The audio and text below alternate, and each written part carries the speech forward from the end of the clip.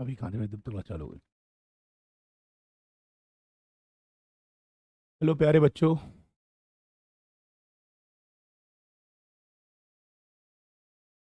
आज का क्या है? आज का आप लोगों को मेरी आवाज़ आ रही है? आप लोगों को मेरी आवाज़ आ रही है?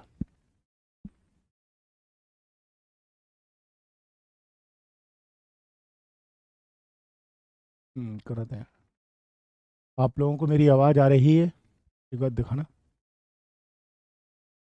बस एक बार दिखा दो, फिर भी देना। एक बार बता दो बच्चे, आवाज़ आ रही है आप लोगों को मेरी? आप लोगों को मेरी आवाज़ आ रही है, ज़रा बताइएगा। बिल्कुल, चलिए। हम सुप्रीम कोर्ट के मतलब जुरिस्डिक्शन में चल रहे हैं, मतलब इंडियन जुडिशरी के 8th पार्ट में चल रहे हैं। 8वां वीडियो है ये जुडिशरी का। चूँकि टॉपिक बहुत लंबा है इसलिए इसको ज़्यादा वीडियो हो रही हैं, क्योंकि कोई चीज़ स्किप भी ना हो, मतलब कोई चीज़ छूटे भी नहीं और चीज़ें सारी कवर भी हो जाएं और क्वालिटी अच्छे से मिल जाए, इसलिए इसको छोटे छोटे पार्ट्स में बहुत एक चीज़ को गहराई में लेके चल रहा हूँ। ठीक है। तो मैंने लास्ट क्लास में आपको अपीलेट जुरिस्डिक्शन पढ़ा रहा था, अपीलीय क्षेत्राधिकार पढ़ा रहा था। तो उस अपीलीय क्षेत्राधिकार में मैंने आपको बताए थे कि अपीलेट जुरिस्डिक्शन सुप्रीम कोर्ट के 4 प्रकार के होते हैं।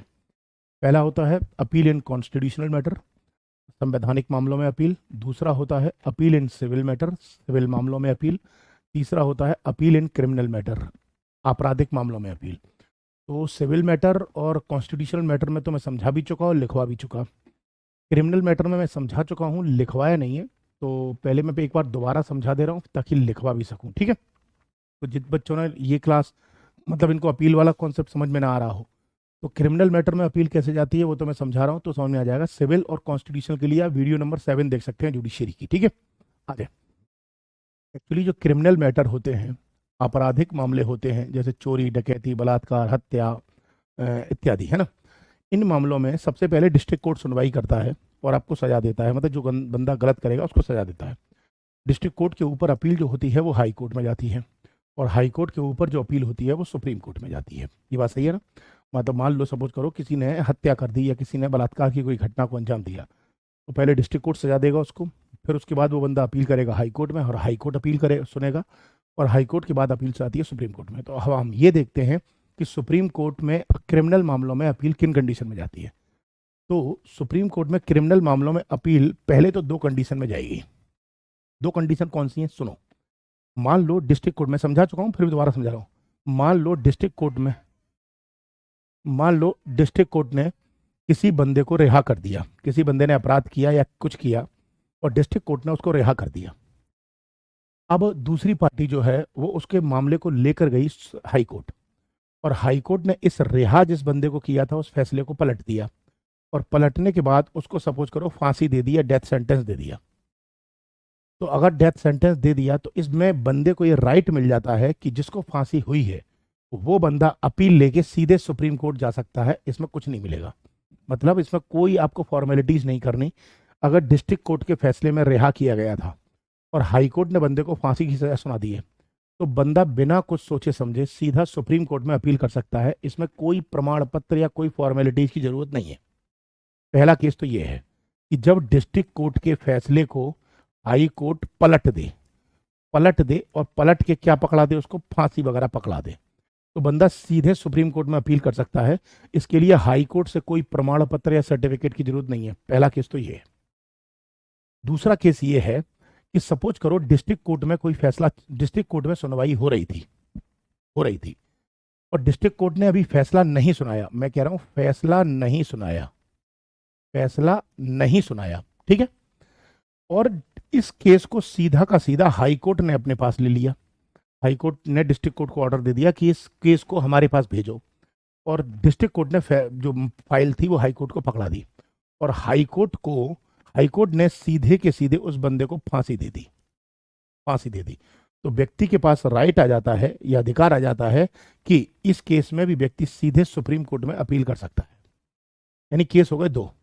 इन 2 केस में कोई सर्टिफिकेट या कोई प्रमाण पत्र की जरूरत नहीं होती। अगर पहला केस ये है डिस्ट्रिक्ट कोर्ट रिहा कर दे या कम सजा दे, ठीक है, और हाई कोर्ट सजा को बढ़ा के फांसी पहुंचा दे, ठीक है, तो ऐसे में बंदा सीधे सुप्रीम कोर्ट में अपील कर सकता है। केस नंबर 1 ये है, ठीक है। केस नंबर 2 ये है कि केस मामला डिस्ट्रिक्ट कोर्ट में चल रहा था और डिस्ट्रिक्ट कोर्ट ने अभी कोई सजा नहीं सुनाई। इससे पहले फाइल जो थी हाई कोर्ट ने मंगा ली और हाई कोर्ट ने उस बंदे को फांसी पकड़ा दी, ठीक है। तो ऐसे में बंदे के पास राइट आ जाता है, जिसको फांसी हुई है उसके पास अधिकार आ जाता है कि वो सीधे सुप्रीम कोर्ट में अपील कर सकता है। इन दो केस में, दो केस समझ में आ रहे हैं ना कौन कौन से? पहला केस तो ये रहा कि डिस्ट्रिक्ट कोर्ट के फैसले को पलट के हाई कोर्ट फांसी दे दे, ठीक है। और दूसरा केस क्या है? डिस्ट्रिक्ट कोर्ट ने कोई फैसला सुनाया ही नहीं है और फाइल हाई कोर्ट ने मंगा के फांसी पकड़ा दी। तो ऐसे में व्यक्ति को किसी भी प्रमाण पत्र की कोई जरूरत नहीं होती, सीधा का सीधा बंदा सुप्रीम कोर्ट में अपील कर सकता है। दो केस ये हैं। और तीसरा केस ये है, तीसरा केस कि डिस्ट्रिक्ट कोर्ट से मामला हाई कोर्ट में गया और हाई कोर्ट से सुप्रीम कोर्ट में जाएगा, लेकिन हाई कोर्ट एक सर्टिफिकेट देगा, दूसरा कलर से लिखता हूं, हाई कोर्ट एक सर्टिफिकेट देगा और सर्टिफिकेट में लिख देगा कि इसमें आप सुप्रीम कोर्ट में अपील कर सकते हो। मतलब डिस्ट्रिक्ट कोर्ट ने भी मान लो कोई सजा दे दी, हाई कोर्ट ने भी सजा दे दी, तो हाई कोर्ट एक प्रमाण पत्र दे देगा कि अब आप चाहें तो इसकी अपील सुप्रीम कोर्ट में कर सकते हैं। तो दो केस में तो आपको कोई भी प्रमाण पत्र या सर्टिफिकेट की जरूरत नहीं है, तीसरे केस में प्रमाण पत्र की आपको आवश्यकता पड़ेगी। यही 3 केस में, क्रिमिनल केस में अपील होती है।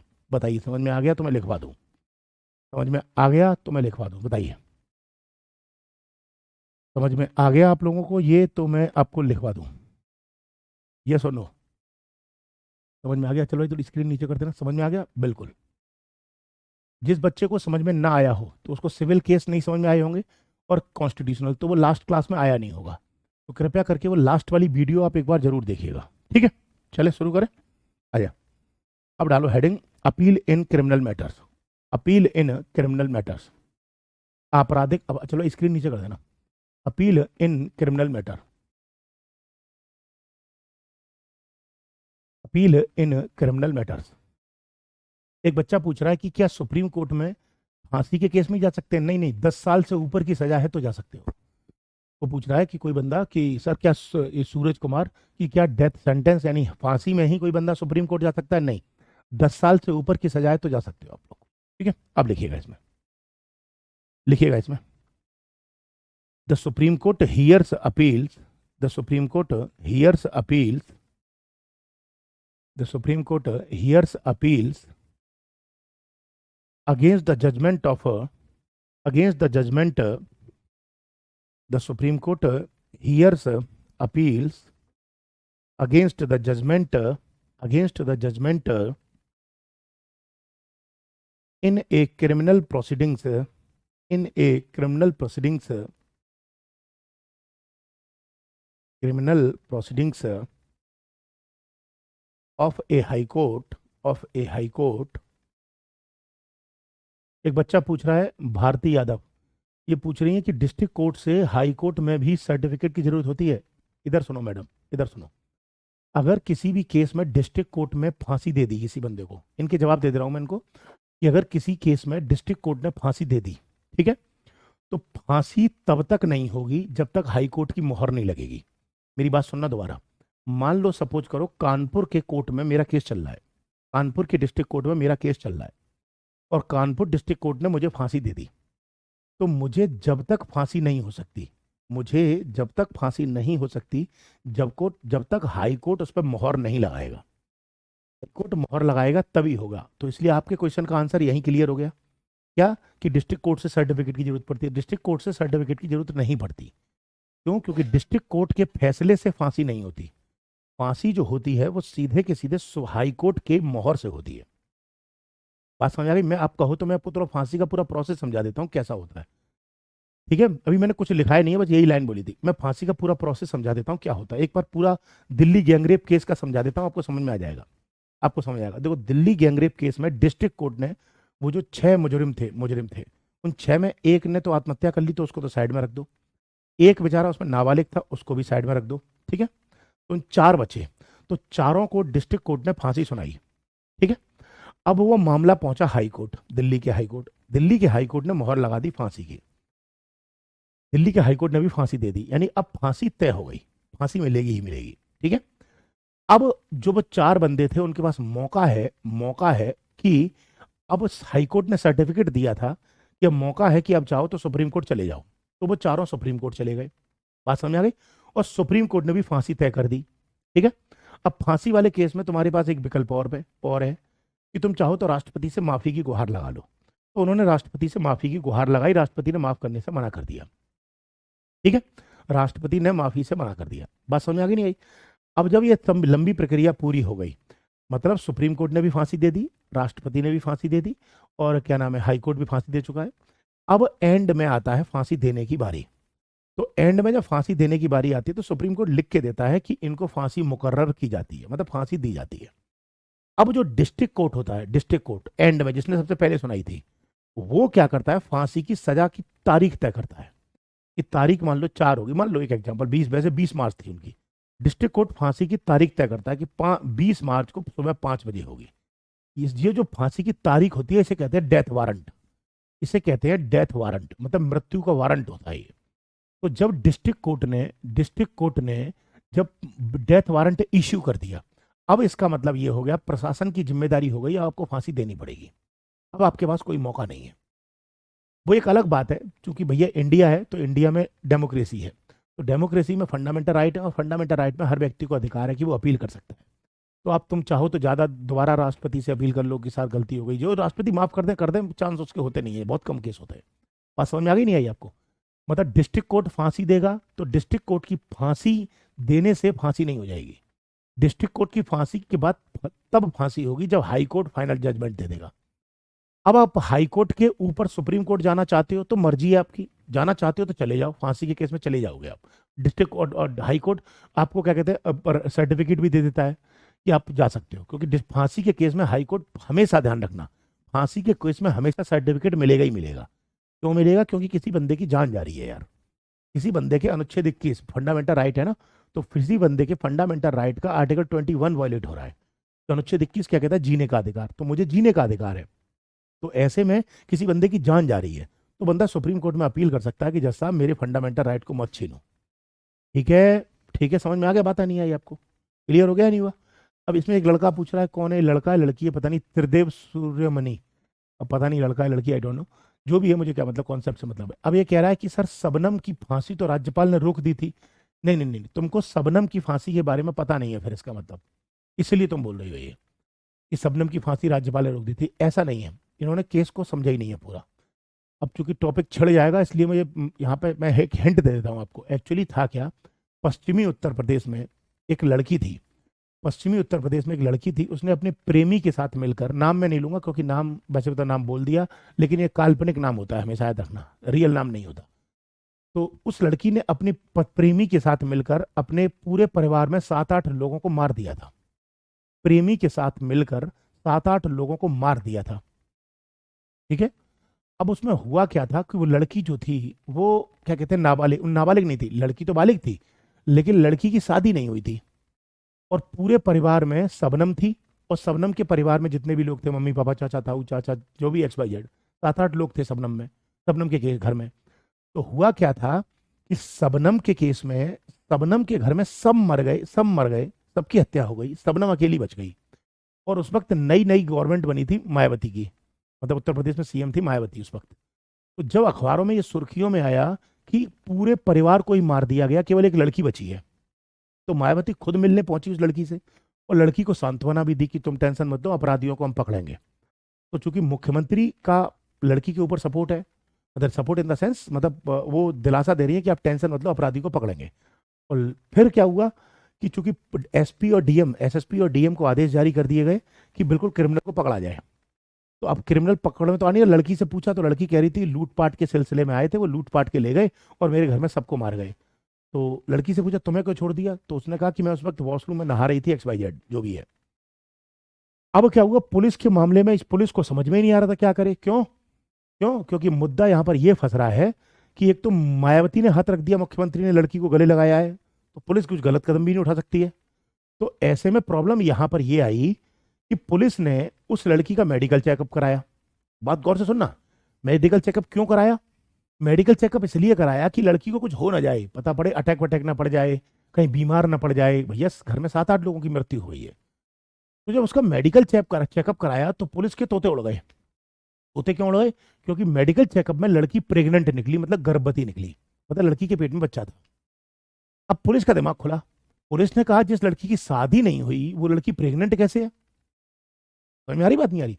तो पुलिस ने उस लड़की का नंबर की कॉल डिटेल निकलवाई। तो जब कॉल डिटेल उसकी निकलवाई तो निकलवाने में पता चला कि उस लड़की की बात एक नंबर पे बहुत होती है, एक नंबर पे। और जिस दिन ये हत्या हुई थी उसी दिन कम से कम 40-50 बार उसी नंबर पर बात हुई है। तो पुलिस ने सबसे पहले उस नंबर को पकड़ा, उस नंबर को जिससे बात हुई थी 40-50 बार एक ही दिन में। तो पता चला वो एक लड़के का नंबर था। लड़के का नाम मैं क्या बोलूँ यार, इसमें किसी का नाम लेना सही नहीं है, मतलब शायद जहां तक मैं श्योर नहीं हूँ लेकिन ऐसे मान लेता हूँ, मैं चाहे बताना नहीं चाह रहा है या कुछ भी मान लो आप, क्योंकि नाम में किसी की डिग्निटी खराब नहीं करना चाहता। शायद उसका नाम सलीम था, ऐसा समझो, ठीक है। तो पुलिस ने उसकी कॉल डिटेल निकाली और लड़के को बुला लिया थाने में और उससे पूछा क्या है। तो पुलिस तो देखो भैया अपने तरीके से काम करती है, पुलिस अपने तरीके से काम करती है। तो पुलिस ने लड़के को बैठा लिया, लड़के को, और लड़के को बोला, पुलिस ने दाव फेंका उल्टा। पुलिस ने कहा कि लड़की हमको सब कुछ बता चुकी है, अब तू साफ साफ बोल दे क्या बात है। मतलब लड़की ने कुछ बात ही नहीं हुई लड़की से अभी तो। पुलिस ने लड़के को ऊपर दाव फेंका कि पुलिस लड़की हमको सब कुछ बता चुकी है कि सब में तेरा हाथ है, अब तू बता क्या बात है। तो लड़के ने पूरी बात बता दी, क्योंकि मुझे मालूम है लड़की नहीं बोल दिया सब कुछ तो मैं फंसने वाला हूं, अब तो मैं भी जेल जा रहा हूं। तो उसने कहा कि मैं क्यों फंसूं, मैं क्यों फंसूं। तो लड़के ने पूरा का पूरा बयान दे दिया। अब पुलिस ने इसकी रिकॉर्डिंग की होगी, जो भी है, मैं नहीं जानता की नहीं की। पुलिस ने उसको प्रूव ले लिया पूरा कि लड़के ने ही मारा है लड़की के साथ मिलके। अब महिला कांस्टेबल बुला के लड़की को बुलाया, और लड़की को जब बुलाया तो लड़की को सामने वो पुलिस ने उसकी रिकॉर्डिंग सुनाई होगी। तो लड़की को भी समझ में आ गया, जब सलीम ने सारा किस्सा बता दिया तो फिर लड़की भी कबूल कर गई। तो इस तरीके से बाद में पता चला कि वो 7-8 लोग जो मारे गए थे परिवार के, वो शबनम ने ही अपने प्रेमी के साथ मिलके मारे थे, ताकि वो सलीम से शादी कर सके। बात समझ आई नहीं आई? लेकिन भारत के संविधान का अनुच्छेद 21 मौलिक अधिकार देता है, 21 देता है। अनुच्छेद क्या देता है? जीने का अधिकार। लड़की के पेट में बच्चा था, लड़की के पेट में बच्चा था, तो लड़की को कुछ दिन के लिए रिहा किया गया ताकि उस बच्चे को पैदा किया जा सके। किसी की जान नहीं ले सकते ना हम लोग, संविधान कहता है किसी की जान नहीं ले सकते, क्योंकि पेट में बच्चा है, उसकी जान बचानी पड़ेगी। तो ऐसे में अब हुआ क्या क्या कि उस लड़की को कुछ दिन के लिए रिहा किया गया, पालन पोषण करवाया गया। समझ आ रहा है? अब लड़का करीब 1-1.5 साल का हो गया, मतलब बड़ा हो गया, मतलब पालन पोषण की स्थिति में आ गया। अब लड़की को फांसी हो चुकी है डिस्ट्रिक्ट कोर्ट से, डिस्ट्रिक्ट कोर्ट ने फांसी दे दी है, शबनम को फांसी दे दी डिस्ट्रिक्ट कोर्ट ने। अब फांसी सुनानी थी, लेकिन उत्तर प्रदेश में महिलाओं को फांसी देने के लिए, उत्तर प्रदेश कह लो या इंडिया कह लो, इंडिया में महिलाओं को फांसी देने के लिए मात्र एकमात्र जेल है, वो है मथुरा में बस, और कहीं है ही नहीं। तो लड़की जो पश्चिमी उत्तर प्रदेश की जेल में जो बंद थी, वहां से उसको मथुरा की जेल में शिफ्ट किया गया। समझ में आ रहा है? और हाईकोर्ट ने भी मोहर लगा दी फांसी की, यानी अब फांसी निश्चित है, लड़की को फांसी होगी। अब देखो लड़की को जेल होगी, बच्चा जो पैदा हुआ उसको नहीं हो सकती, उसका क्या अपराध है। तो अब ये पता किया गया कि इस बच्चे का पालन पोषण कौन करेगा।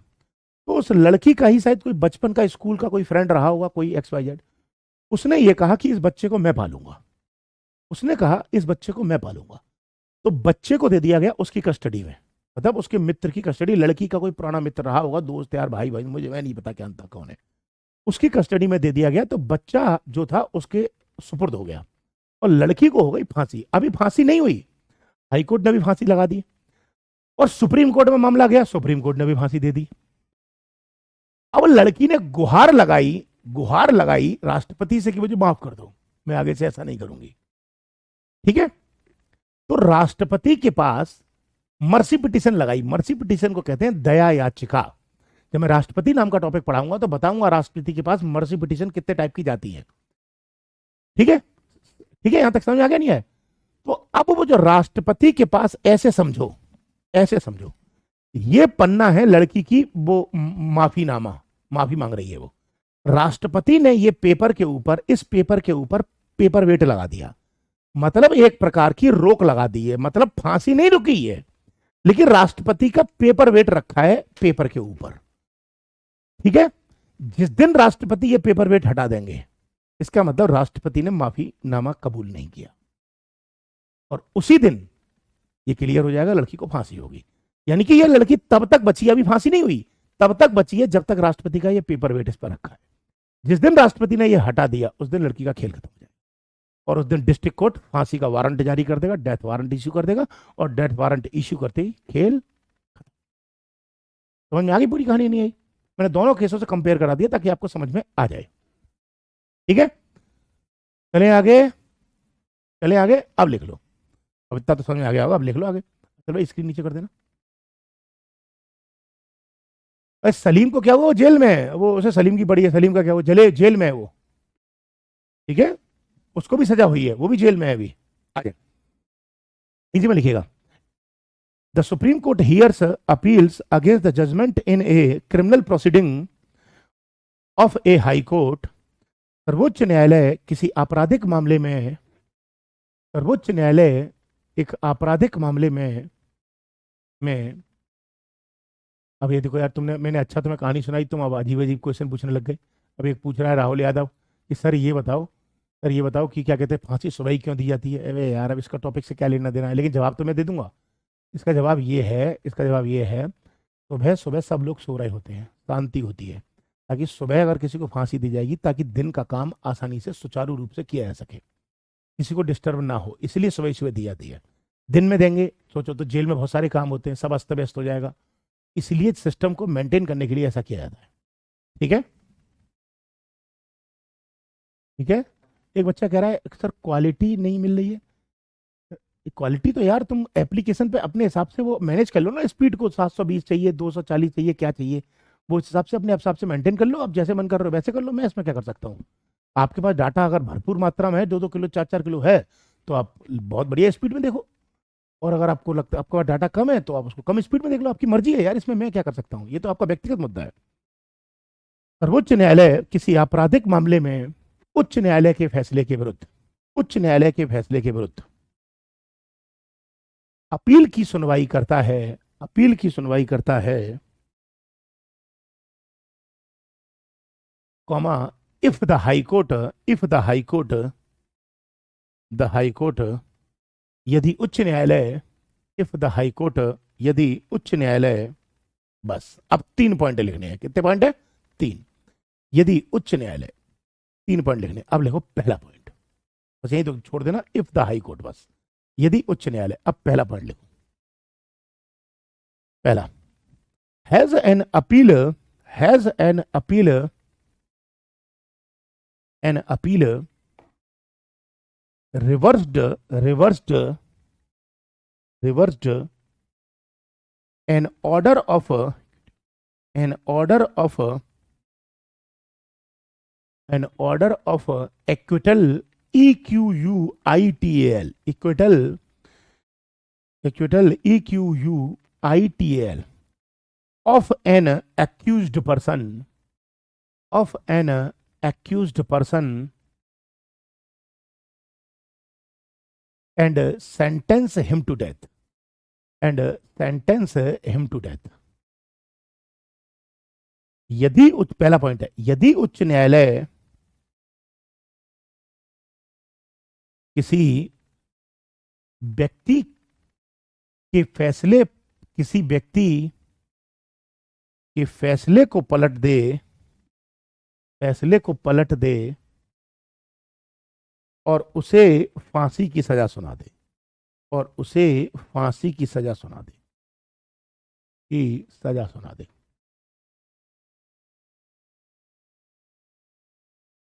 ठीक है, पहला केस है ये। अब केस नंबर 2, ये पहला केस है पलट दे। अब दूसरा केस क्या है? ले ले अपने पास।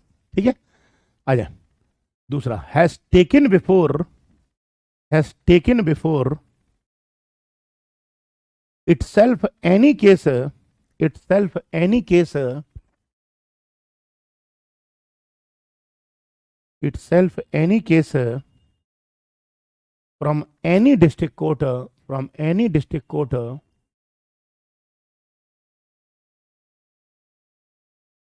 district court, and convicted, and convicted, convicted the accused person, the accused person, accused person, and sentence him to death, and sentence him to death. यदि उच्च न्यायालय यदि उच्च न्यायालय न्यायालय अधीनस्थ न्यायालय से अधीनस्थ न्यायालय से किसी मामले को स्वयं संज्ञान में ले ले किसी मामले को स्वयं संज्ञान में ले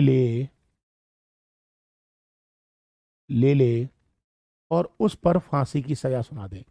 ये बहुत सारे बच्चे एक ही कमेंट कर रहे हैं कि लाश का क्या होता है, फेंक दिया जाता है या जला दिया जाता है। ऐसे ही ऊपर लिखा है सर डेड बॉडी का क्या होता है। अरे भैया कैसे क्वेश्चन उठा रहे हो।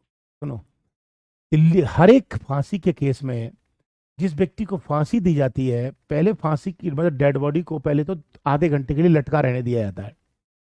फिर कुछ समय बाद डॉक्टर जाके चेकअप करता है, हाथ उसकी नब्ज टटोलता है, हार्ट वगैरह चेक करता है, सांसें चल तो नहीं रही। फिर डॉक्टर जब चेक करता है तो पाता है कि कुछ नहीं हो रहा, अब बच गया, अब खेल खत्म हो गया है, खेल खत्म हो चुका है। तो फिर उसके बाद डेड बॉडी को नीचे उतारा जाता है और उसको लपेटा जाता है और फिर माँ बाप को बोला जाता है, पेरेंट्स को या अभिभावक को, घर वालों को बोला जाता है आप अपनी डेड बॉडी ले सकते हो। तो माँ बाप चाहें तो डेड बॉडी ले जा सकते हैं। डेड बॉडी माँ बाप या पेरेंट्स या अभिभावक को दे दी जाती है, जो घर वाले हैं उनको दे दी जाती है, जो भी घर वाले हैं XYZ जो भी है उनको दे दी जाती है। लेकिन दिल्ली गैंगरेप केस में क्या हुआ, सरकार ने ये पूछा था माँ बाप से, सारे चारों के माँ बाप से कि आप क्या चाहते हैं, डेड बॉडी आप ले जाइए। तो माँ बाप ने अधिकांश ये कह दिया, मैक्सिमम ने ये कहा कि हमें डेड बॉडी नहीं चाहिए।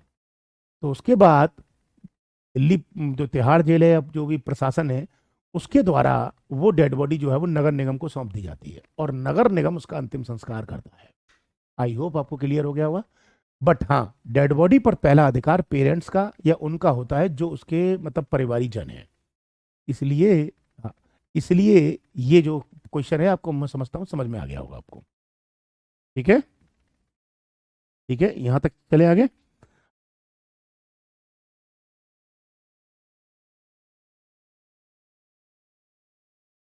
अब एक फिर लड़की है कोई पूजा राव, सर एक बार फांसी नहीं हुई और वो बंदा नहीं मरा तो क्या होगा। भारत का संविधान प्राकृतिक न्याय के सिद्धांत पर चलता है, प्रिंसिपल ऑफ नेचुरल जस्टिस। यदि किसी व्यक्ति को सजा सुनाई गई और अगर उसको फांसी की सजा देते समय अगर वो एक बार में नहीं मरा तो दोबारा फांसी नहीं दी जा सकती, क्योंकि ये माना जाता है कि प्रकृति चाहती नहीं है कि ये मरे। इसीलिए फांसी देने से पहले कम से कम 10-20-50 बार ट्रायल किया जाता है। ट्रायल किया जाता है। समझ में आ गया। ऐसा नहीं हो सकता कि ना मरे। लेकिन मैं कह रहा हूं अगर ऐसा हो गया कि अगर किसी को फांसी दी और फांसी में वो जिंदा रह गया तो दोबारा फांसी नहीं होगी। कोई आपसे पूछे क्यों नहीं होती तो कहना प्रिंसिपल ऑफ नेचुरल जस्टिस के कारण नहीं होती, प्राकृतिक न्याय के सिद्धांत के कारण नहीं होती। प्रकृति नहीं चाहती या नेचर नहीं चाहता कि ये मरे, इसलिए उसको फांसी नहीं दी जा सकती। ठीक है। अब कोई ये मत पूछ लेना कि ऊपर काला कपड़ा क्यों पहनाया जाता है। फांसी जब देते हैं यहां से तो किसी व्यक्ति की आंखें निकल सकती हैं बाहर। दूसरा एक कारण, अगर आंखें निकलेंगी तो जो वहां पे 7-8 लोग खड़े होते हैं, डॉक्टर, मजिस्ट्रेट, जज वगैरह जो खड़े होते हैं, पुलिस वाले, वो डर सकते हैं किसी व्यक्ति की आंखें बाहर निकलेंगी तो, ताकि ऐसी कंडीशन बने, इसलिए एक तो कपड़ा पहनाया जाता है। दूसरा, जब व्यक्ति को फांसी दी जाती है तो काला कपड़ा इसलिए पहनाया जाता है ताकि अगर मान लो काला कपड़ा नहीं पहनाया जाएगा तो जो वो ट्रिगर खींचेगा, जो जल्लाद होता है ट्रिगर जो खींचता है, वो जब खींचेगा ना तो सामने वाला बंदा बहुत ज्यादा मात्रा में तड़पेगा। इसलिए उसको बताया नहीं, कपड़ा पहना दिया ताकि उसको दिखाई नहीं दे कि ट्रिगर कितनी देर में खुलने वाला है। इसलिए देखना आप जब भी फांसी की सजा होती है ना, तो जैसे मान लो सपोज करो जो बंदा यहाँ पे कटघरे में खड़ा है, वहां पे खड़ा हुआ है वहां पे, तो उस वक्त जो भी खड़े होते हैं मजिस्ट्रेट, डॉक्टर, 5-6-7 लोग खड़े होते हैं, वो जो खड़े होते हैं ना वो शांति से खड़े होते हैं। वहां एक आवाज नहीं आ सकती। वहां अगर ये पेन भी गिरेगा ना तो ऐसे आवाज आएगी, सिक्का भी गिरेगा टन की आवाज आएगी। सब शांति में होते हैं। मजिस्ट्रेट के हाथ में एक घड़ी होती है, घड़ी में टाइम लिखा होता है। जज साहब ने जो भी वारंट जारी किया ना उस पर लिखा होगा 5 बजे, 5:00 AM लिखा है, तो फांसी 5 बजे ही होगी। तो घड़ी में ऐसे लिखा हुआ है, देखेगा वो, जैसे 4:49 हो रहे, 4:59 हो रहे हैं, तो वो 4:59 पे एक लाल कपड़ा होता है, तो वो 4:59 पे पहले ऐसे करेगा एक, और जैसे तीसरा हाथ करेगा ऐसे करके लाल कपड़ा नीचे, तो जल्लाद ट्रिगर खींच देगा। समझ में आ गया नहीं आया? लेकिन मान लो, सपोज करो एक एग्जांपल में, जल्लाद ने ये ट्रिगर खींचा, मान लो ये वो था, वो खींचने वाला खींचेगा ना इसको, मान लो जल्लाद ने ऐसे खींचा खींचा और ये पहली बार में नहीं खींचा तो दोबारा फांसी नहीं हो सकती, दोबारा ट्राई नहीं कर सकते, एक ही बार करेंगे। क्यों? क्योंकि प्रिंसिपल ऑफ नेचुरल जस्टिस है, प्राकृतिक न्याय का सिद्धांत। इसीलिए देखा होगा जो रस्सी आती है ना, जो फांसी दी जाती है, वो रस्सी बिहार के बक्सर में बनती है, पूरे इंडिया में कहीं बनती भी नहीं है, वहीं बनती है बस। और उस रस्सी को बनाने के लिए ना कम से कम 2-3 महीने पहले ऑर्डर दिया जाता है, ताकि रस्सी में कुछ गड़बड़ ना हो जाए। और उस रस्सी के ऊपर, रस्सी ऐसी होती है कि उसमें यहाँ पे देखो, कोई अगर कोयंदा करेगा तो यहाँ पे दरार सी पड़ जाती है, लेकिन जो रस्सी होती है उस रस्सी में केले का लेप लगाया जाता है, ताकि इतनी चिकनी हो जाए कि उसके गले पे खरोंच तक भी नहीं आए। इसलिए ये सब क्वेश्चन मत पूछो, तुम्हें अरे मतलब के नहीं है, लेकिन हाँ तुमने चूंकि क्रेज दिखाया तो तुमने मैंने बता दिया तुम्हें। ठीक है, आ जाए, समझ में आ गया? दो सेंटेंस समझ में आ गए। अब तीसरा लिखो, अब तीसरा high court certifies that high court certifies that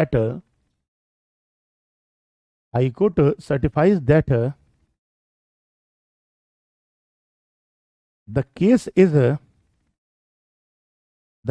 is तीसरे केस में तो हाई कोर्ट सर्टिफिकेट देगा ना। The high court certifies that the case is a fit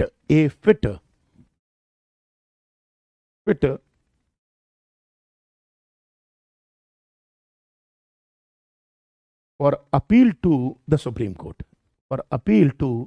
Court, उच्च न्यायालय यह प्रमाण पत्र जारी कर दे कि यह मामला सर्वोच्च न्यायालय में अपील के लिए पर्याप्त है।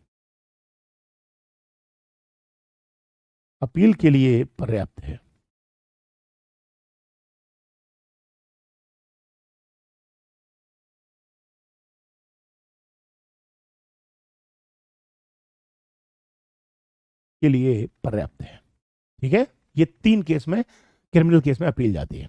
अब डालें अगला last case, appeal by special leave, विशेष अनुमति के माध्यम से अपील बाय स्पेशल लीव, विशेष अनुमति के माध्यम से अपील। शुरू करूं?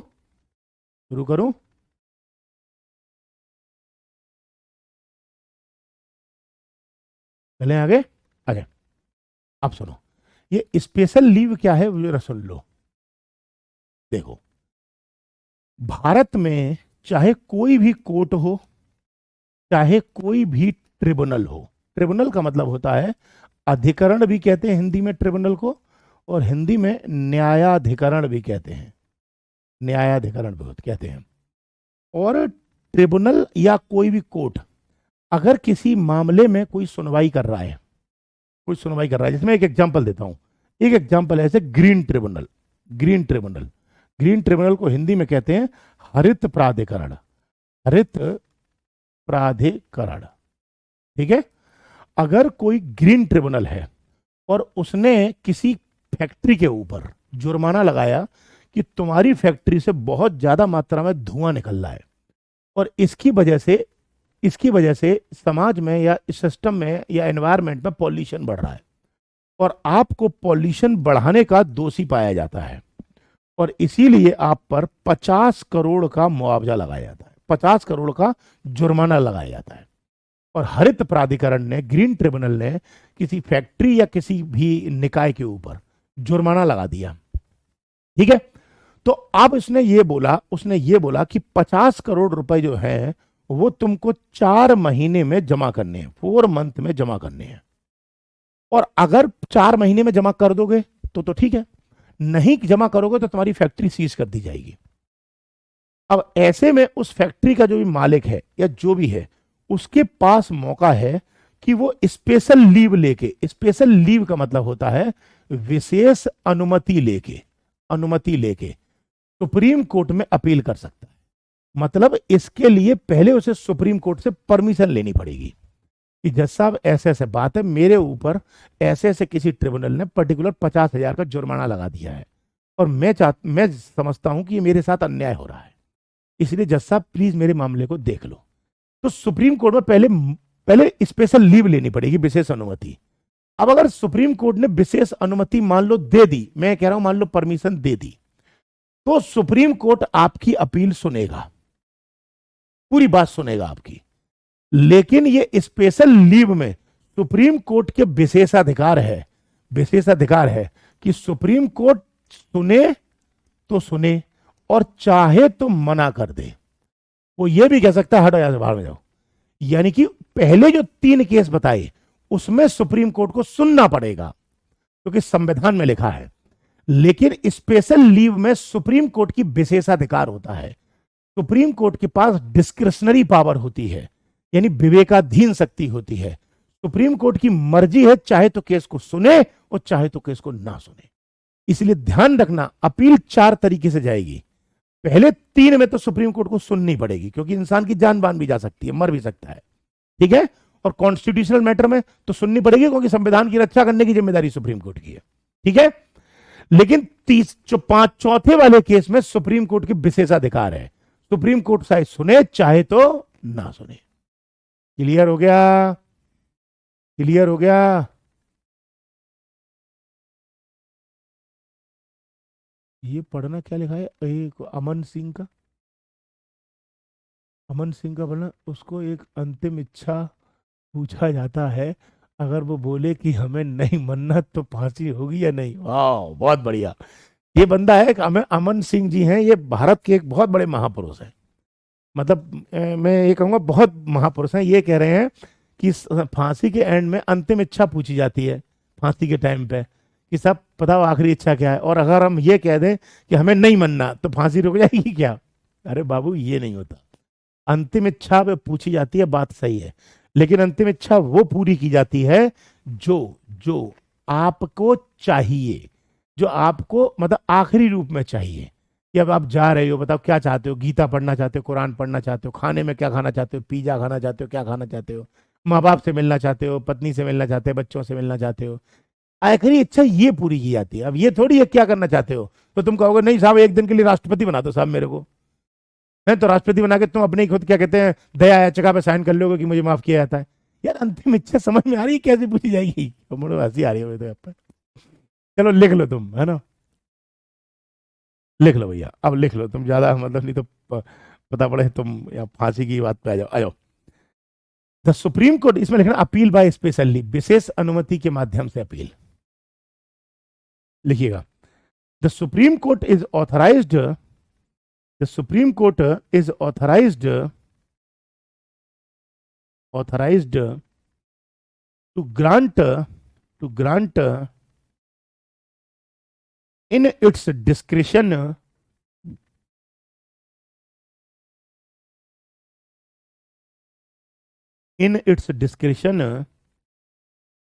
special leave to appeal from any judgment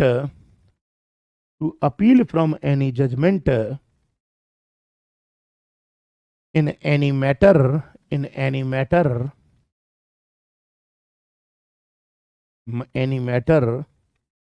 passed by any court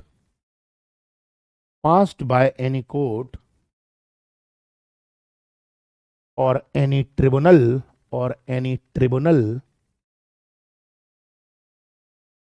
चल भाई, ये लड़की बोल रही है सोनाली साक्या, ये बोलिए 240 की क्वालिटी करवा दो प्लीज, है क्या? है तो वो 240 नहीं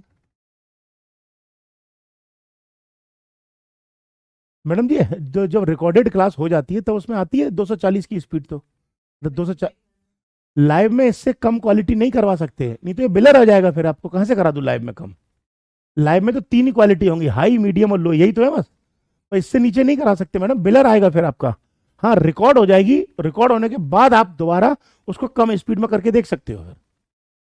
इसमें लिखना सर्वोच्च न्यायालय के पास यह विशेषाधिकार है कि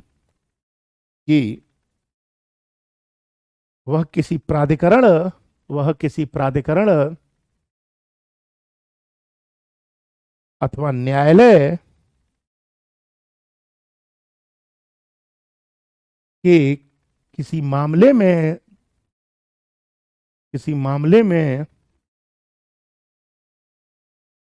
फैसले के विरुद्ध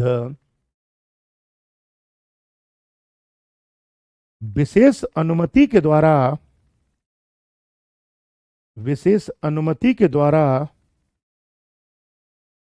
अपील को सुन सकता है।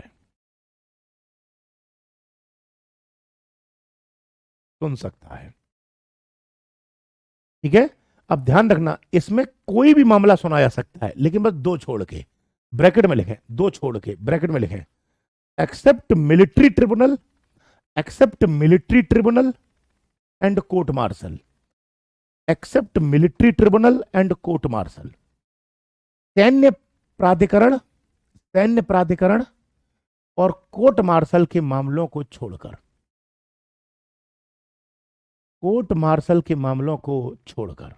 सैन्य प्राधिकरण और कोर्ट मार्शल के मामलों को छोड़कर। ये बात समझ आई नहीं आई? क्योंकि देखो, भारत में अब ये दो चीजें समझ लो। कोर्ट मार्शल का मतलब होता है जब आर्मी का कोई बंदा, आर्मी का ही कोई काम करता हो, फौज का व्यक्ति जब कोई गलत कार्य करता है तो उसके विरुद्ध जो फैसला होता है उसे कोर्ट मार्शल कहते हैं। और ऐसे ही सेना के मामलों को सुनने के लिए भारत में मनमोहन सिंह सरकार ने एक सैन्य ट्रिब्यूनल बनाया था, मिलिट्री ट्रिब्यूनल बनाया था। तो जो मिलिट्री ट्रिब्यूनल सजा देता है उसकी स्पेशल लीव आप सुप्रीम कोर्ट में नहीं ले जा सकते। यानी कि सुप्रीम कोर्ट में स्पेशल लीव सबकी जा सकती है, सबकी, बस दो नहीं जाएगी, कोर्ट मार्शल और मिलिट्री ट्रिब्यूनल। ठीक है, इसी में चलना पैराचन करके। It is a discretionary power of Supreme court.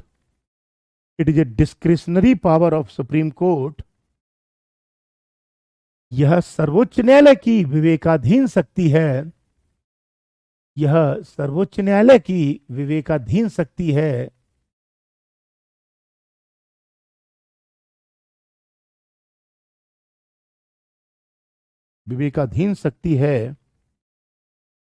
तो can not be claimed as a matter of right.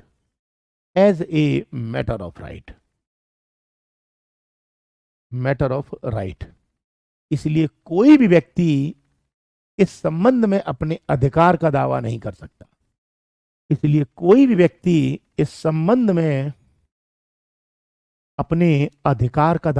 सकता। ठीक है, मतलब समझ आ गया ना? मतलब सुप्रीम कोर्ट की विशेष शक्ति है ये, वो सुने तो सुने, ना सुने तो ना सुने, लेकिन तुम दावा नहीं कर सकते सुप्रीम कोर्ट में कि जज साहब सुनो ही सुनो, मेरा अधिकार है ये। सुप्रीम कोर्ट के कान पे दूंगा घुमा के, चलवा यहां से। आम आदमी का ये राइट नहीं है। ठीक है, ये सर्वोच्च न्यायालय को विशेष शक्ति दी गई है। अब बताइए, अपीलेट ज्यूरिसडिक्शन में कोई डाउट है? इतना बता दो, अपीलेट ज्यूरिसडिक्शन में कोई डाउट है? बताओ, अपीलीय क्षेत्राधिकार में कोई डाउट है? इतना सिंपल कर करके समझा रहा हूं तुमको यार, मुझे तो लगता नहीं है कि तुम्हें डाउट होना चाहिए। हो रहा है क्या डाउट? नहीं, नो। चलिए, बहुत बढ़िया, आ जाए। अब डालें आप हेडिंग, अब सबसे मेन टॉपिक आएगा। अब हेडिंग डालें, doctrines followed by supreme court.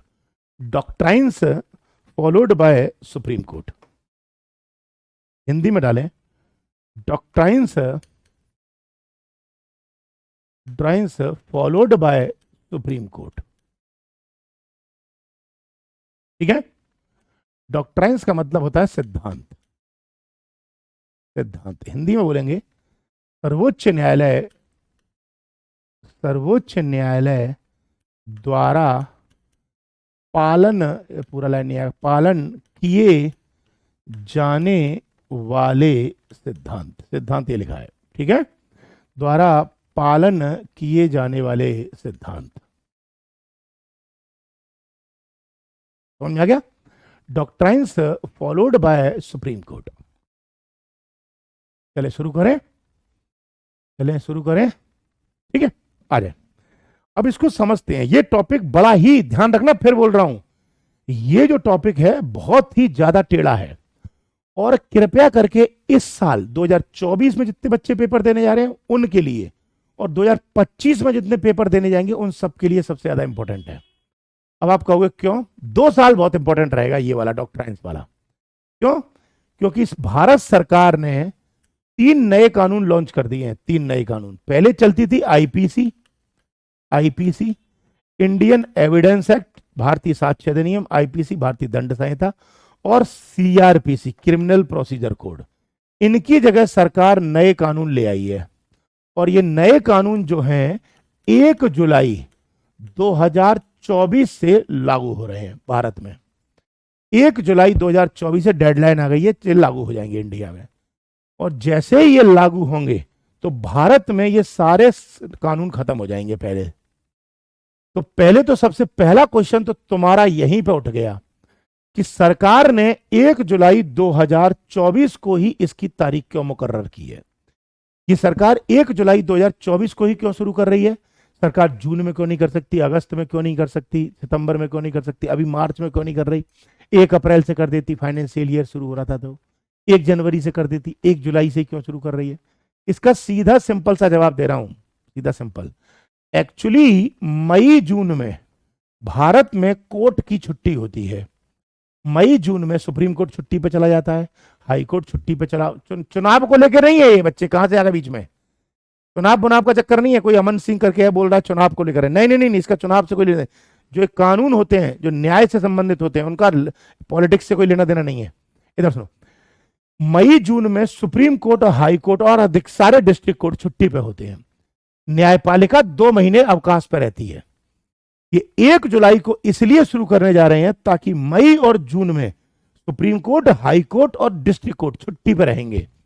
इसलिए कम से कम कोर्ट को या जजेस साहब को या जितने भी जुडिशरी से संबंधित व्यक्ति हैं, वकील वकील सब, उन सब को मौका मिल जाए। हाँ, इसको समर हॉलीडे जो कहते हैं, उन सब को मिल जाए मौका कि जो नए कानून आ रहे हैं इन सभी नए कानूनों का ये लोग आराम से अध्ययन कर लें, ये लोग आसानी से इनकी स्टडी कर लें। क्योंकि कल को इन्हीं वकीलों को, इन्हीं जज साहब को इन पर फैसले सुनाने हैं, इन्हीं को कानून देखना है, ताकि उनको मौका मिल जाए आसानी से तुम 1-2 महीने इन पर नजर दौड़ा लो। वैसे तो जज को जरूरत नहीं पड़ती इन सब चीजों की, उन्हें सब पता होता है। क्यों? क्योंकि जज तो एक बार कानून समझेगा तो एक बार देखेगा उसे समझ में आता है। लेकिन फिर भी ये टाइम इसलिए सब बेहतर रखा सरकार ने कि ताकि मई जून में बेहतर तरीके से उनको आसानी से समझा जा सके। अब आपके सामने दिक्कत यह है, आपके सामने की दिक्कत यह है, गौर तो सुनना, मैं एक प्रैक्टिकल बात कर रहा हूं आपसे, प्रैक्टिकल बात कर रहा हूं आपसे। इतना गहराई में ले जाएगा कोई नहीं समझाएगा आपको, इसलिए बहुत आसानी से समझा रहा हूं आपको ताकि समझ में आए। अब सुनो, मान लो ये नए कानून जो हैं, नए कानून जो हैं 1 जुलाई को लागू हो रहे हैं 2024 में, ठीक है? और इसका मतलब 30 जून 2024 तक पुराने कानून लागू होंगे। पुराना लिख देता हूं, ओल्ड लॉ, और इसमें लिख दे रहा हूं न्यू लॉ, ठीक है? अब सुनना इधर, मान लो इस पुराने कानून में चोरी की सजा मान लो 5 साल है। मान लो कितने है? 5 साल। और इस नए कानून में चोरी की सजा जो है वो फांसी है। मान लो, गौर से देख रहे हो, फांसी है, ठीक है? मान लिया हमने, मैं एक एग्जांपल दे रहा हूं, है नहीं, मैंने मान लिया ये कि चोरी की सजा 5 साल है पुराने कानून में और चोरी की सजा नए कानून में फांसी है, ठीक है? अब सुनना, अगर किसी बंदे ने चोरी, गौर से देखना, चोरी 30 जून 2024 को 11:57 पीएम पर की है। पीएम बोला मैंने, पीएम, गौर से पढ़ लो, पीएम लिखा है। 11:57 पीएम रात में की है चोरी, ठीक है? क्लियर है? और अगर किसी बंदे ने 30 जून के बाद क्या आएगा? 1 जुलाई, चल भाई, 1 जुलाई 2024 को सुबह के जो 12 बज के जो सीधा 3 मिनट का टाइम है एएम, ये वाला एएम, यानी देखो चोरी करने में 6 मिनट का अंतर है, ये 57 पे है और इसके 6 मिनट बाद यहां पर है।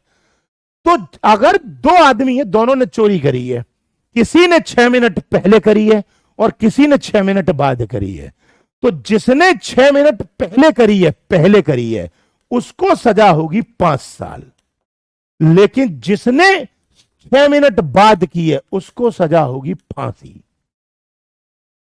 अब आपको कुछ प्रिंसिपल समझ में आ रहे होंगे कि पंगा क्या है यहां का। सिद्धांतों का मतलब होता है, यह संविधान में लिखा हुआ है स्पष्ट रूप से कि कौन सा कानून कब मान्य होगा, और अंबेडकर साहब ने संविधान में क्लियर कर दिया है कि जब भी सुप्रीम कोर्ट कुछ फैसले सुनाएगा तो उन सिद्धांतों का पालन करेगा, कुछ प्रिंसिपल्स को फॉलो करना पड़ेगा सुप्रीम कोर्ट को। समझ में आ रही है बात या नहीं आ रही है आपको? बिल्कुल साफ साफ क्लियर हो गया कि नहीं हुआ? बताओ। चलें आगे, बोलूं? कुछ बच्चे कह रहे हैं फाउंडेशन क्लास को लेकर नोटिफिकेशन क्यों नहीं आते। जिन्होंने फाउंडेशन क्लास ज्वाइन कर रखी है उनके पास नोटिफिकेशन आता है। शाम को 8 बजे चल रही है फाउंडेशन क्लास की क्लास। कितने बजे चल रही है? चल भाई 8 बजे तो है?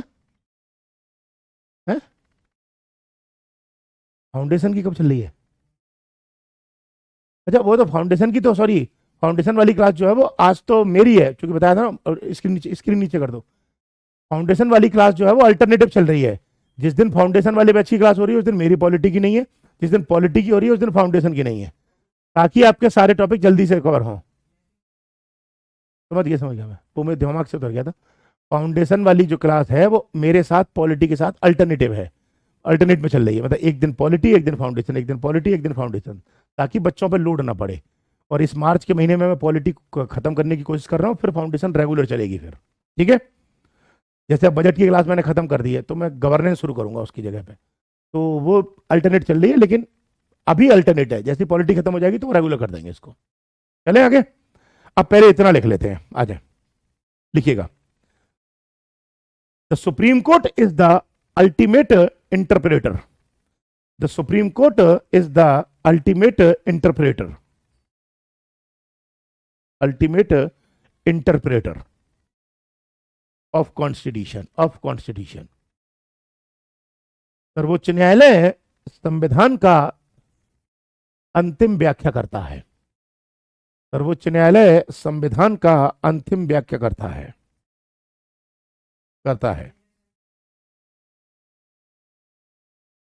इट कैन गिव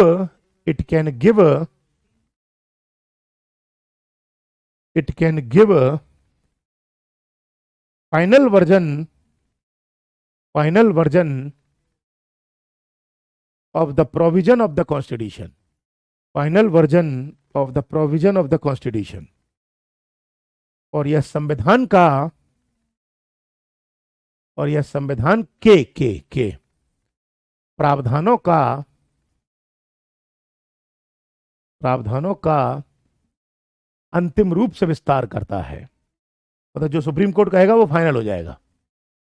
संविधान के प्रावधानों का अंतिम रूप से प्रावधान करता है।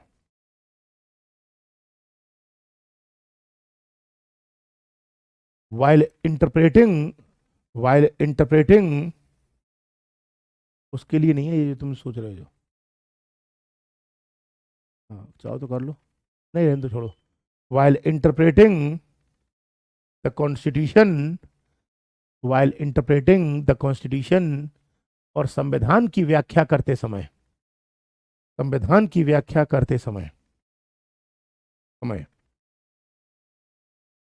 the Supreme Court is guided by a number of doctrines, और संविधान की व्याख्या करते समय अनेक सिद्धांत से सर्वोच्च न्यायालय मार्गदर्शन लेता है। अनेक सिद्धांत से सर्वोच्च न्यायालय मार्गदर्शन लेता है, मतलब सिद्धांत है उनको फॉलो करता है। इन अदर वर्ड्स, दूसरे शब्दों में, वही तो मैं पहले उस दिन भी कही थी, इन अदर वर्ड्स, दूसरे शब्दों में द सुप्रीम कोर्ट अप्लाइज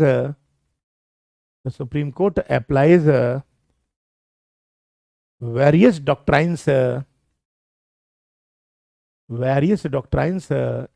इसको इसको लगाना मत है, लगाओ इसको। इन अदर वर्ड्स, अन्य शब्दों में, supreme court applies various doctrines in interpreting the constitution, दूसरे शब्दों में संविधान की व्याख्या करते समय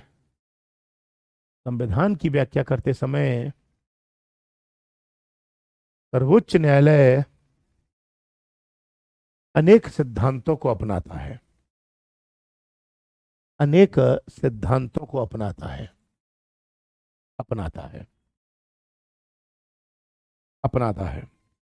the important doctrines are,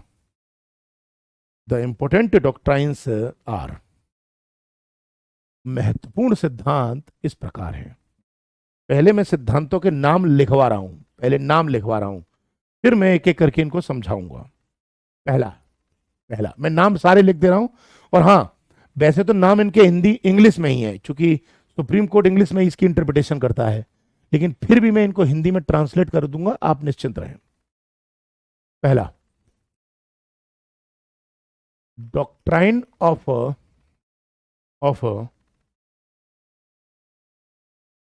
harmonious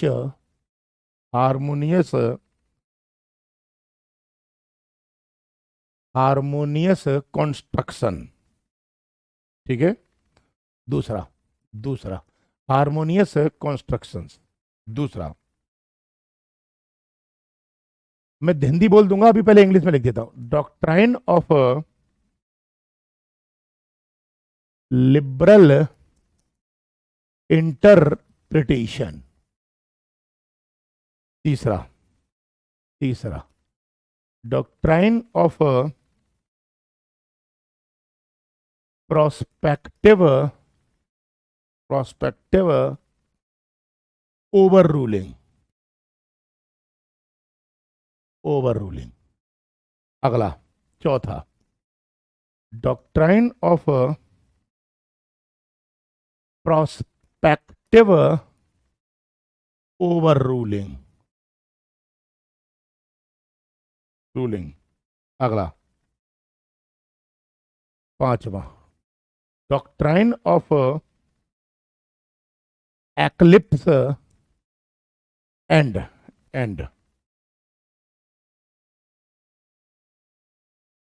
severability. Doctrine of eclipse and severability. अगला, छठवां, डॉक्ट्राइन ऑफ टेरिटोरियल नेक्सस। कृपया करके हिंदी और इंग्लिश दोनों बच्चे इसी को उतार लो, अभी तो पहले इसको उतार लो।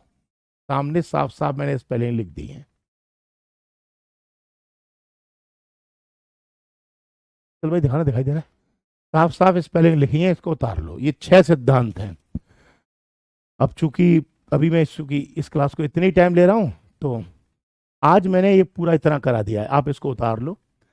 कल आपकी फाउंडेशन बैच की क्लास है 3 बजे, परसों मेरी क्लास है पॉलिटी की, और परसों में मैं ये गहराई में ये सारे डॉक्ट्राइन्स पढ़ाऊंगा।